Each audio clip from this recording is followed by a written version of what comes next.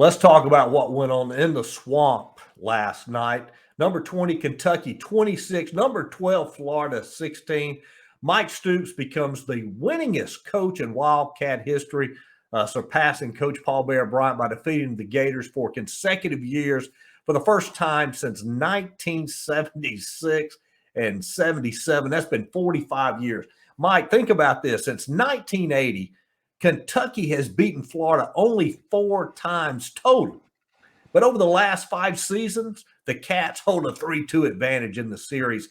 This win shocked the Gators and their fans, but frankly, Saturday night in the swamp, the guys from Lexington, they were the better football team. I can see a path for them to still get to 9 regular season wins again. You can't give Mike Stoops enough credit for what he has accomplished in basketball country. Absolutely. He's solid. He's one of the few coaches that know how to manage a game, and I mean few, because a lot of these coaches, they're just bungling up the end of these games. He knows how to do it. He knows how to do it pregame too, how to defeat your opponent with physicality, and that game plan is always factored in. And he doesn't have 5 stars, okay? He may have 1 or 2 or a couple of 4 stars, but he's beating teams with 5-star talent with 3 and 4 stars. He's a solid coach. One thing to mention, Coach, we've talked about all these games, these marquee games. What they have in common, they all stayed under the total. Now, the public loves betting the over. No one wants to pull for punts and failed offensive opportunities, so they want to play the overs. But remember, and the same thing happened with Oregon, Georgia. Same thing happened with all the marquee games on Labor Day weekend. They all stayed under. Of course, the LSU game should have gone over, but the blocked extra point. But this is a lesson for the viewers. Remember, there's better value on the under. Now, as far as the game, look, Florida, they led 16-7 in the second quarter. From that point on, Kentucky dominated. They scored the last 19 points. Gators should get back on track against South Florida. They're not very good. Coach, Kentucky's going to be 4-0 heading to Oxford on October 1st. Yeah, unless they start reading their headlines, they're going to be a good football team again this season. And I don't think Mike Stoops lets the media banter and all the pats on the back. I think he counteracts that with these guys. Of course, you've got to take Saban out of the equation. Mike Stoops is one of the very best coaches in the Southeastern Conference. I agree.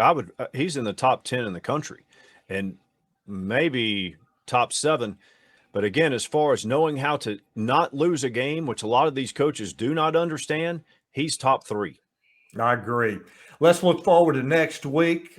A few games that we know we're going to be looking at. Penn State at Auburn. Auburn did not look good last night versus San Jose State. The stadium was dead. There was no energy in that stadium whatsoever. BYU, after upsetting number 9 Baylor last night, takes on the Oregon Ducks. Right now, just right off the top of my head, I've got to say I like BYU's chances versus Oregon. But OU and Nebraska, this rivalry who hasn't been played in quite some time on a regular basis, this may be Scott Frost's last game at Nebraska. Yep. And preseason, all the previews I did, I said, look, Scott Frost is or should be a perfect fit in Lincoln. He won. He was dominant at Central Florida. He was a hero and a Husker hero. But you can't lose as a 23-point favorite to anyone and keep your job, but especially to, again, the Sun Belt teams. In the Sun Belt, they had a dominant Saturday. They certainly did. And Scott Frost was pretty much labeled the Steve Spurrier of Nebraska.